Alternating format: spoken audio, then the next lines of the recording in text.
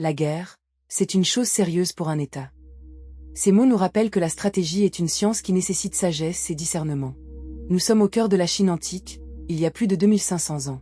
Sun Tzu, général et stratège, émerge avec des idées qui transformeront la perception de la guerre. Son ouvrage, L'art de la guerre, est une exploration profonde de l'esprit humain, de la nature du pouvoir et des dynamiques de conflit.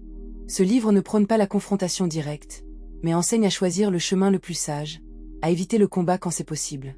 Sun Tzu insiste sur la connaissance de soi et de l'adversaire, l'intelligence, la ruse et l'adaptabilité. Ces leçons deviennent des principes universels, bien au-delà du champ de bataille. Dans la société moderne, les principes de Sun Tzu résonnent dans les salles de réunion, les stratégies politiques et nos vies personnelles. Les leaders s'appuient sur ces idées pour naviguer dans un paysage complexe. Au cœur de sa philosophie, la victoire est possible sans combat. Le véritable pouvoir réside dans la capacité à influencer et guider. Né au VIe siècle avant notre ère, Sun Tzu évoluait dans un monde où l'habileté tactique pouvait déterminer la victoire. Les royaumes de l'époque, comme celui de Wei ou de Wu, étaient souvent en proie à des conflits incessants. Sun Tzu vivait dans une période marquée par une instabilité politique, où les alliances se formaient et se brisaient dans le sang. Il a cherché des solutions durables aux conflits de son temps et a rédigé L'art de la guerre, un traité qui s'étend à la nature humaine et au leadership.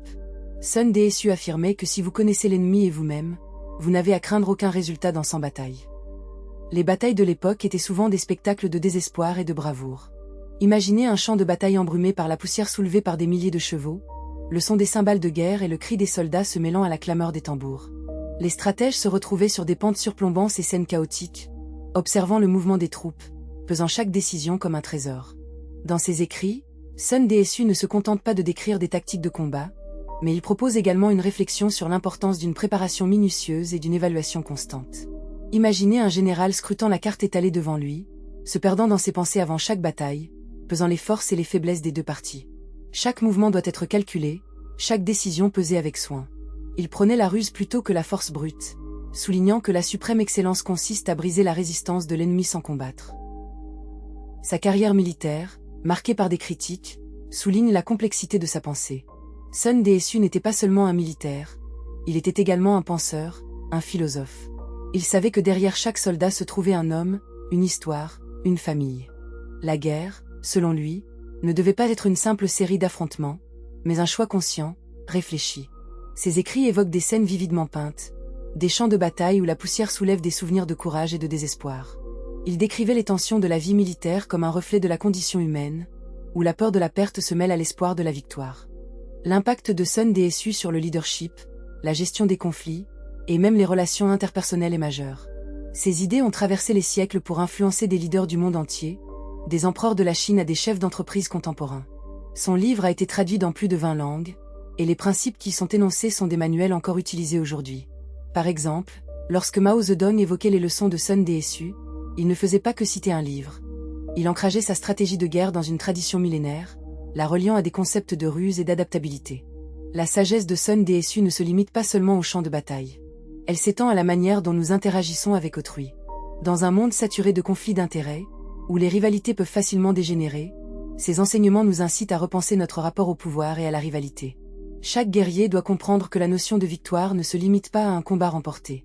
Il affirme que la guerre est d'une complexité telle qu'une simple approche directe peut coûter cher. Cela ouvre la porte à une réflexion plus large. Comment, dans nos vies modernes, nous engageons-nous dans des conflits? Quelle bataille choisissons-nous de mener? L'idée que les chefs doivent montrer l'exemple, inspirant loyauté et respect, est centrale. Sun Tzu nous rappelle que la véritable grandeur réside dans la capacité à inspirer confiance et à anticiper les mouvements de l'ennemi. Il souligne que l'érudition et la vertu doivent primer sur la force militaire, incitant ainsi les leaders à incarner les valeurs qu'ils souhaitent voir chez leurs subordonnés. En prenant un moment pour réfléchir aux défis posés à des leaders comme Abraham Lincoln ou Martin Luther King Jr. On découvre comment l'engagement vers un idéal supérieur a transcendé les luttes personnelles et politiques. La guerre, selon lui, est un dernier recours. Les conflits ne devraient pas être pris à la légère. Sa réflexion sur la paix et la négociation nous rappelle que la véritable victoire ne nécessite pas d'affrontement. Sun Tzu nous enseigne que la gestion des alliances et la diplomatie sont des éléments clés qu'il considère comme essentiels. Dans l'histoire, de nombreux chefs, qu'il s'agisse de dirigeants militaires ou de politiciens, ont compris cette dynamique.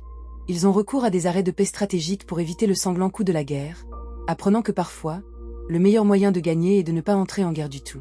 Cette stratégie est illustrée dans des événements marquants, comme le traité de Trianon, où les chefs ont dû renoncer à d'anciennes rivalités pour construire un avenir commun. L'héritage de Sun DSU nous force à réfléchir à notre propre définition du succès et à construire des ponts plutôt que des murs. Dans un monde où l'intolérance et la division semblent souvent dominer, ces enseignements prennent une résonance particulière. Ils nous incitent à bâtir des relations basées sur le respect mutuel et la compréhension. Le concept de connaître son ennemi, au-delà de la simple reconnaissance de ses tactiques, nous amène à considérer l'empathie comme une puissance. Par exemple, les diplomates modernes, tout comme les stratèges militaires d'antan, doivent apprendre à comprendre les motivations profondes de leurs adversaires pour prévenir les conflits. Ces enseignements sont des leçons sur le leadership, la prise de décision et le courage d'agir face à l'incertitude. Ils incitent à développer une vision à long terme. Cette vision est celle qui prend en compte les conséquences de nos choix, non seulement sur le court terme, mais aussi sur les générations futures. Ainsi, les leçons de Sun DSU se traduisent dans des domaines aussi variés que la gestion d'entreprise, où les leaders doivent souvent affronter des situations d'incertitude.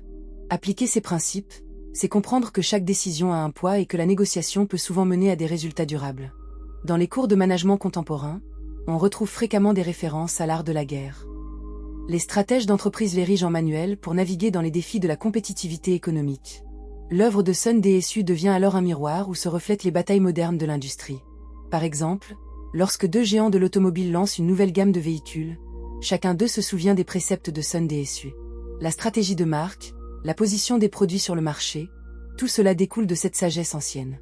Les décisions concernant le lancement, la publicité, les alliances stratégiques, tout cela se fait souvent en suivant les principes énoncés par Sun DSU des siècles auparavant. Ce qui fait la force de la pensée de Sun DSU, c'est cette capacité à transcender le contexte militaire pour s'appliquer à la vie quotidienne. Les interactions humaines, les relations professionnelles, les choix politiques, tous sont influencés par les stratégies qu'il a formulées. En examinant l'évolution de ces idées, nous percevons un fil conducteur qui traverse l'histoire, celui de la ruse intelligente et de la prévoyance. Par exemple, dans le contexte moderne des médias et des réseaux sociaux, la façon dont les informations sont diffusées et reçues s'apparente aux stratégies de désinformation et de manipulation décrites par Sun DSU. La rapidité avec laquelle une fausse information peut se propager est un défi que chaque dirigeant ou responsable doit affronter dans le cadre de ses décisions. L'approche de Sun DSU face à la guerre présente également des défis moraux. Sa philosophie ne se limite pas à la victoire à tout prix, mais interpelle sur l'éthique du leadership. Dans ses traités, il évoque les raisons pour lesquelles les guerres doivent être évitées, soulignant les pertes humaines et les souffrances inutiles. Ce questionnement sur le coût de la guerre nous invite à réfléchir sur notre propre époque, où des conflits émergent souvent de malentendus culturels ou politiques. Les révoltes et les révolutions de notre temps peuvent être comprises à travers cette lentille de stratégie, où l'échec à comprendre une autre perspective peut mener à des catastrophes. Par conséquent, les idées de Sun DSU trouvent un écho dans les tentatives contemporaines de diplomatie et de résolution pacifique des conflits. Alors que le monde continue d'évoluer, les leçons de Sun DSU nous rappellent que les véritables victoires ne résident pas uniquement dans la conquête, mais aussi dans la capacité d'écoute et d'empathie. Au fil des siècles, ces mots ont guidé des générations, mettant en lumière l'importance de la sagesse et de la réflexion dans nos choix. Dans un environnement où les conflits semblent inévitables, il est essentiel de se rappeler que chaque action a des conséquences, que ce soit sur le champ de bataille ou dans la salle de conférence. En fin de compte, la voix de Sun DSU résonne avec une pertinence frappante, devenant un phare pour ceux qui cherchent à naviguer sur les eaux tumultueuses du leadership moderne. Il n'est pas simplement un stratège militaire, mais un guide intemporel dont les leçons, ancrées dans une observation minutieuse de la nature humaine, continuent d'éclairer notre monde contemporain. Il nous rappelle que la véritable sagesse réside dans la capacité à agir avec discernement et empathie, construisant un avenir où la paix et la compréhension sont à la portée de tous.